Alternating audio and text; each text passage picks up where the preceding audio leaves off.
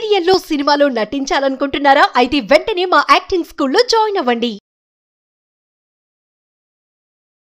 నమస్తే రమగారు. నమస్తే జయ. రమగారు, ఏమైనా మాయలు మంత్రాలు ఇలాంటి ఉన్న స్టోరీస్ ఏమైనా ఉన్నాయా? చాలా చెప్పారనుకోండి, కొంచెం గ్యాప్ వచ్చింది కదా, సిరీస్ల మీద పడ్డాము. అందులో కార్తీక మాసాలు, మాఘ మాసాలు, సో భక్తి గురించి ఎక్కువ చేస్తూ ఉన్నాం కదా. కథల్లో ఇప్పుడు అపూర్వ చింతామణి లాగానే జానపద కథలు చాలా ఉన్నాయి జయ మనకి. వాటిని కొన్ని సినిమాలు కూడా తీసేశారు. గులేబా కావళి కథ, రాణి రత్నప్రభ, రాజకోట రహస్యం, రాజమకుటం, అలాంటి బోల్డెన్ సినిమాలు అవన్నీ కూడా జానపద గాథలే. 30 నిమిషాలలో నొప్పి లేకుండా వేడికోస్ వెయిన్ చికిత్స. ఆవేశ హాస్పిటల్, హైదరాబాద్. ఏదో ఒక రాజుగారి అబ్బాయి జన్మ రహస్యమో, రాజుగారి జన్మ రహస్యమో, లేకపోతే వీళ్ళ తాలూకు నిధో, రాజస్థానం తాలూకు నిధి రహస్యాలు. నిధి రహస్యాలు ఉన్న మూవీస్ ఏంటి రమగారు? నాకు భలే ఇష్టం అండి నిధులు. లక్ష్మీ కటాక్షం, లక్ష్మీ కటాక్షం అవన్నీ కూడా ఎక్కడో నిధి.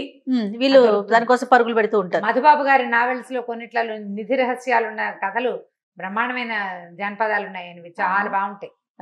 మంచి మంచి కథలు చదవాలి వాటిని. తర్వాత ఏమో గుప్త నిధులు, మంత్రాలు, మంత్ర ఖడ్గాలు. అమ్మవారిదేమో పచ్చల హారం, ఏదో దొంగతనం చేస్తారు. కాళికాదేవి పచ్చల హారం. ఇది లక్ష్మీ కటాక్షమా? అప్పుడు ఇది ఇంకోట. ఇట్లా లక్ష్మీ కటాక్షంలో ఒక ప్రత్యేకమైన గుర్తు ఉంటుంది చేతిలో. ఆ గుర్తున్న వాడికే ఆ నిధి లభిస్తుంది. ఫలానా పుట్టుమచ్చ ఉన్నవాడికి అది లభిస్తుంది. అంటే చెక్కడు, దొరకడు, కదలడు, వదలడు లాంటివి బోల్డ్ సినిమాలు ఉన్నాయి మనకి. అందులో ఈ కథా పరంపరలో భాగంగానే బాలనాగమ్మ కథ. బాలనాగమ్మ కథని బుర్ర కథల వాళ్ళు పాడతారు, ఒగ్గు కథల్లో చెప్తారు. బాలనాగమ్మ చాలా చక్కటి మంచి కథ. అది 40లో ఒకసారి, 45లోనో 47లోనో ఒకసారి, తర్వాత మళ్ళీ 59లో ఒకసారి, 2 సార్లు మన వాళ్ళు తీశారు సినిమాగా. 2 తెలుగు సినిమా. రామారావు గారు, అంజలిదేవి యాక్ట్ చేసింది ఒక సినిమా. తర్వాత ఏమో మన ఆయన పేరు గోవిందరాజుల సుబ్బారావు గారు, తర్వాత కాంచనమాల యాక్ట్ చేసింది ఒక సినిమా. 2 సినిమాలు ఉన్నాయి. అయితే గోవిందరాజుల సుబ్బారావు గారు యాక్ట్ చేసింది మేము ఒకసారి మా ఊర్లో వస్తే చూస్తే అంతా ముక్కలు ఎగిరిపోయి బాగా చూడలేకపోయాం. బాగానే ఉంది, అది కూడా బాగా చూడలేకపోయాం.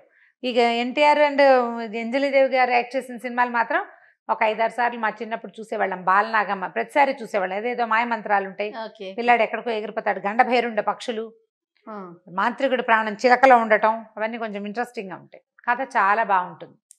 ఎప్పుడు దాకా చెప్పలేదు. బాలనాగమ్మ సినిమా ఉంది, ఎన్టీ రామారావు గారు, అంజలిదేవి గారు యాక్ట్ చేసింది. సినిమా ఆసక్తి ఉన్న వాళ్ళు చక్కగా యూట్యూబ్లో డౌన్లోడ్ చేసుకుని చూసేయండి. తప్పకుండా కథ మనం చెప్పేద్దాం. పూర్వం భూచక్రపురం అనే ఊరికి నవభోజరాజు అని ఒక రాజుగారు ఉండేవారు. ఆయనకి భార్య ఉండేది భూలక్ష్మ గారు. భూలక్ష్మి ఆవిడ పేరు. ఈ భూలక్ష్మీదేవికి ఎప్పటికీ సంతానం కలగల. ఎంతకాలమో సంతానం కోసం చూశారు. పెద్దవాళ్ళు అయ్యారు వాళ్ళు. మామూలుగా ఈ రాజుల పెళ్ళిళ్ళు, రాజకుమారులు అప్పట్లో కొంచెం చిన్నతనంలో వివాహాలు చేసేవాళ్ళు. సంవత్సరాల తరబడి చూసినా ఆయన ద్వితీయ వివాహం చేసుకోలేదు, పట్టపురానికి పిల్లలు కలగలేదు. అయితే ఆవిడ వాళ్ళ గురువు గారిని ఒక ఆయన్ని ప్రార్థించారు, ఒక మహర్షి. ఆయన ఎక్కడికో వెళ్ళి మన కాశీయాత్ర అవి చేసుకుని వచ్చి తిరిగి వచ్చాక ఆయన్ని ప్రార్థిస్తున్నాడు. ఇంతకాలం సంతానం లేదు, ఈ రాజ్యానికి వారసులు ఎవరు? పోనీ ద్వితీయ వివాహం చేసుకోవటం వీళ్ళ సాంప్రదాయం కాదు, పిల్లలు లేరు, ఎవరినో తెస్తే వాళ్ళు మా సంతానం కారు అని ఆవిడకి నాకు మాతృత్వం మధురిమ చూడాలనుందని ఆవిడ పరిపరి విధాలుగా దుఃఖించి ఆయన్ని ప్రార్థిస్తుంది. అయితే ఆయన ఏమన్నాడంటే, యాత్రల్లో భాగంగా నేను ఒక విషయం తెలుసుకున్నాను. మన ఊరు బయట ఒక పురాతనమైన దేవాలయం ఉంది. అక్కడ ఒక పెద్ద నాగేంద్రుడి పుట్ట, ఆ పుట్ట మీద ఒక మామిడి చెట్టు. ఆ నాగేంద్రుడు సహజంగానే నాగేంద్రుడు సంతానకారకుడు. నువ్వు వెళ్ళి ఆ నాగేంద్రుడిని ప్రార్థించి ఆ మామిడి చెట్టు పండు ఒకటి తెచ్చుకోగలిగావా, నీకు సంతానం కలుగుతుంది. 5 తలల నాగు అందులో ఉంటాడు ఆయన అని చెప్పేసరికల్లా ఈవిడేం చేసింది, శ్రమ కూర్చుకుని అక్కడికి కాలి నడకన వెళ్ళాలి, రాచరికాన్ని వదిలిపెట్టుకోవాలి. శ్రమ కూర్చి సంతానం కోసం, స్త్రీలకు అంత తాపత్రయం ఉంటుంది పాపం. అంతా నడిచి వెళ్ళింది. అక్కడ గుట్టల్లే ఉంది, ఆ గుట్ట ఎక్కింది. తర్వాత దేవళం, పురాతనమైన శివాలయం. అక్కడ ఆ పెద్ద దేవాలయంలోకి వెళ్ళి దండం పెట్టుకుంది. పక్కన ఒక పెద్ద వల్మీకం, చాలా పెద్ద పుట్ట. ఆ పుట్ట పక్కనే ఒక పెద్ద మామిడి చెట్టు, చెట్టు నిండా విరగ్గాసి ఉన్నాయి పళ్ళు. ఆయన ఏం చెప్పాడంటే, ఎక్కువగా ఆశపడకు, ఒక్క మామిడికాయ కోసుకుని తెచ్చుకో.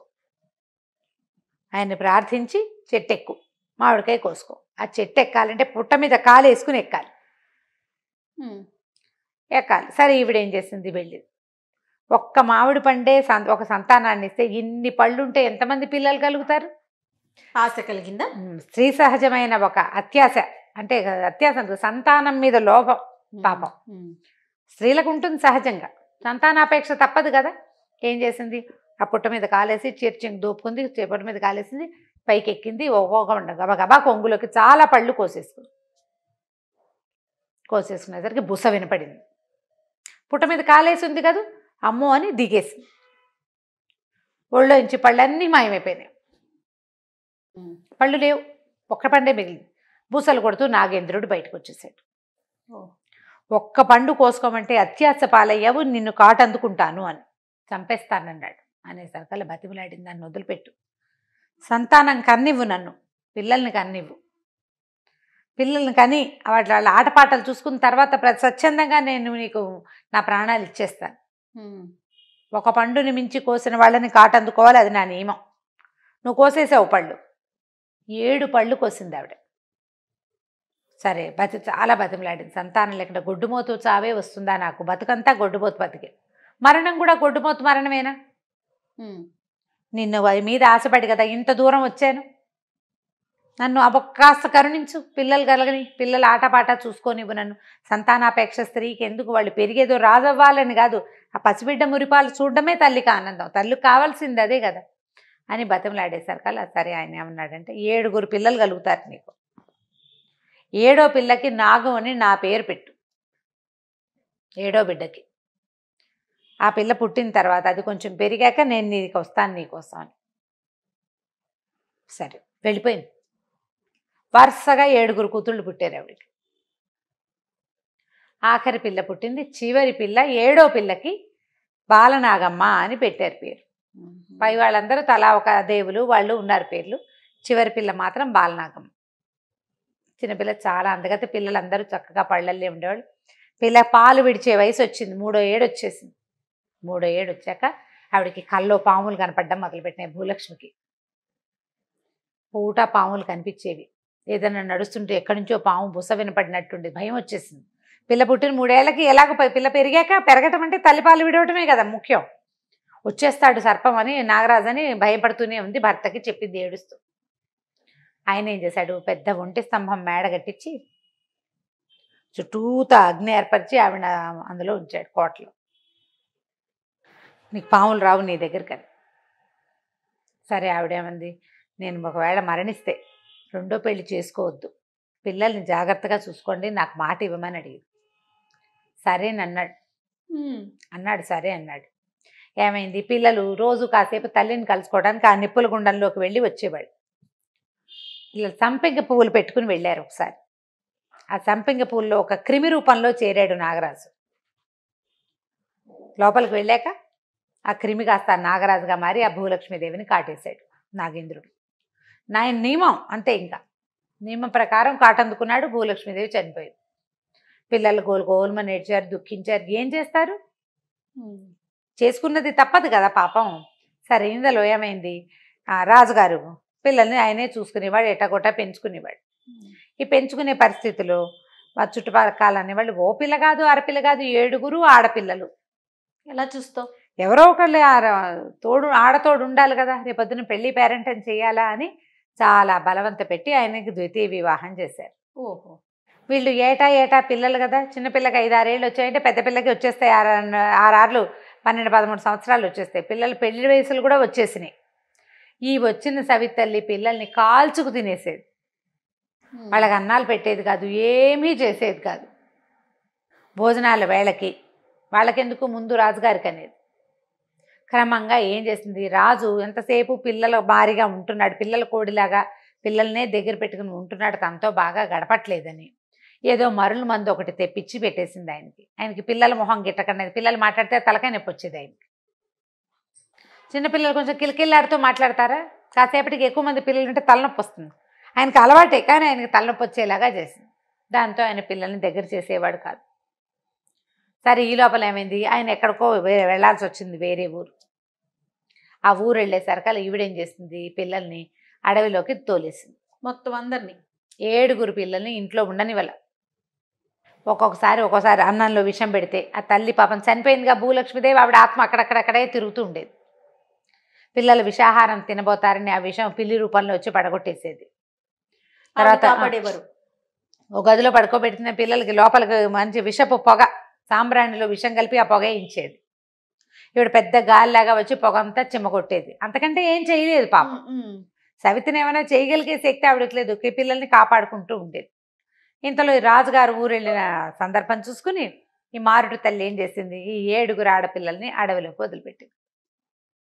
వదిలేసరికల్లా పాపం ఏం చేస్తారు, ఆ అడవిలోనే చిన్నపిల్లని, ఆఖరి పిల్లకి 5 ఏళ్ళు వచ్చినాయి. తల్లిపోయిన 2 ఏళ్లకే ఇదంతా. ఈ 2 ఏళ్ళు కూడా పూర్తి కాల. ఆ పెద్ద అక్కయ్యలు చిన్నపిల్లని ఎత్తుకుని మొత్తానికి ఎట్లా కొట్లా ఓ అడవిలో చేరిపోయి ఏదో కాయ కసరు తిని అక్కడే మెల్లిగా ఎటాగొట్టా ఉండి తిరుగుతూ ఉండేవాళ్ళు. ఈ తల్లి ఆవిడ అక్కడ చేరి ఆ వనదేవతలతో స్నేహం చేసి తన పిల్లల్ని వాళ్ళు కాచుకునేలాగా, వేరే ప్రమాదాలు రాకుండా, వాళ్ళకి జంతువుల నుంచి ప్రమాదాలు రాకుండా, వేరే కొత్త మనుషులు ఎవరైనా వచ్చి, ఆడపిల్లలు కదా, అవునవును, ఆవిడే కాపాడుతుండేది. అయితే ఆవిడ ఏం చేసిందంటే, ఆవిడకి పానుగంటి రాజ్యానికి ప్రభువు ఆవిడ అన్నదమ్ముడు రామవర్ధిరాజు. ఆయనకి కల్లో కనపడి నా పిల్లలు అడవిలో మగ్గుతున్నారు, పిల్లల్ని తీసుకొచ్చి పెంచుకోమని కల్లో చెప్పింది. ఈయన ఏం చేశాడంటే, అసలు పిల్లలు ఊళ్ళో ఉన్నారా లేదా అని ఆ ఊరికి చారుల్ని పంపించి తెలుసుకున్నాడు. ఆడపిల్లలు ఊళ్ళో లేరు, తండ్రి ఊళ్ళో లేడు. ఈ సవితల్లి అంత మంచిది కాదు. దాంతో ఈయన చెల్లెలు తనకి కల్లో కనపడింది నిజమే, తనకేమీ ఊహ కాదు, ఇది కరెక్టేనని ఆ అడవంతా వెతికిచ్చి ఈ ఆడపిల్లలు ఎక్కడున్నారో చూసి ఆయనకి 7 కొడుకులు. ఈ 7 కొడుకుల్ని అడవికి పంపించాడు. వాళ్ళంతా వెతికి మేనత్త కూతుళ్ళని సాధించుకున్నారు. మొత్తానికి ఆ అడవిలో పెరిగిన ఆడపిల్లల్ని ఇంటికి తెచ్చుకున్నారు. తెచ్చుకుని ఆయన 7 అబ్బాయిలకి 7 అమ్మాయిలని ఇచ్చి పెళ్లి చేశాడు. ఈ ఆఖరి అమ్మాయి అయిన బాలనాగమ్మని కార్యవర్ధిరాజు, ఆయన ఆ చివరి కొడుకు, అతను పెళ్లి చేసుకున్నాడు. చాలా పరాక్రమశాలి ఆ చివరివాడు. ఈవిడేమో మహాసౌందర్యవతి, అతను చాలా పరాక్రమశాలి. పై వాళ్ళందరూ కూడా పరాక్రమవంతులైనా ఇతను చాలా గట్టివాడు అనమాట. ఒక్కొక్కళ్ళు కొంచెం షార్ప్గా ఉంటారు కదా. సరే వివాహం అయింది, హాయిగా ఉండేవాడు. కొన్నాళ్ళకి పెద్దక్కాయల కంటే ముందే గర్భవతి అయింది బాలనాగం. సరే గర్భవతి అయింది, వాళ్ళంతా బాగా జాగ్రత్తగా చూసుకున్నారు. మిగిలిన వాళ్ళకి పిల్లలు పుడతారు ఇహనో ఇప్పుడో అనుకుంటున్నారు. ఇంతలో ఏమైంది, వీళ్ళు గండికోట యుద్ధం ఏదో వచ్చింది వాళ్ళకి అవతల రాజ్యాల్లో. ఈ రాజ్యాలకి వెళ్ళవలసిన రోజు వచ్చింది. అక్కడికి వెళ్ళాలి, అక్కడ యుద్ధం జరుగుతుంది. ఆ యుద్ధానికి వెళ్ళాలి వీళ్ళు. ఈ అమ్మాయికి కనే రోజులు దగ్గరకు వచ్చినాయి. ఈయన ఏమన్నాడంటే, ఈ పిల్లకి గండం ఉందని జాతకులు జ్యోతిష్యంలో చెప్పారనమాట. ఆఖరి అమ్మాయికి పిల్లవాడు పుట్టాకో పుట్టడానికి ముందో ఒక గండం ఉంది. ఆ గండం వల్ల ఈయన ఏం చేశాడంటే, ఆ ఊరు వెళ్తూ వెళ్తూ నువ్వు గడప దాటి వెళ్ళకు, గడపలకి రక్షలు కట్టించాము, నువ్వు ఇంట్లోనే ఉండమని చెప్పాడు. సరే ఉంటానంది. బయట ఏం చేశాడు, ఒక రేఖ లాంటిది బాణంతో గీశాడు. ఈ గీత దాటపోక, ఆ రక్ష ఇక్కడ దాకా ఉంటుంది. ఇంట్లో ఎవరైనా వాళ్లే వచ్చి నిన్ను పలకరిస్తారు కానీ నువ్వు మాత్రం వెళ్ళొద్దు, ఇల్లు దాటద్దన్నాడు. ఆస్థాన జ్యోతిష్కుల చేత ఆ ఇల్లు అష్టదిగ్బంధనం చేయించి అన్ని రక్షరేఖలు కట్టించారు. పురుట్లో ఏదైనా తేడా వస్తుందని వీళ్ళంతా వెళ్ళిపోయారు. తర్వాత ఏం జరిగిందో వచ్చే భాగంలో తెలుసుకుందాం.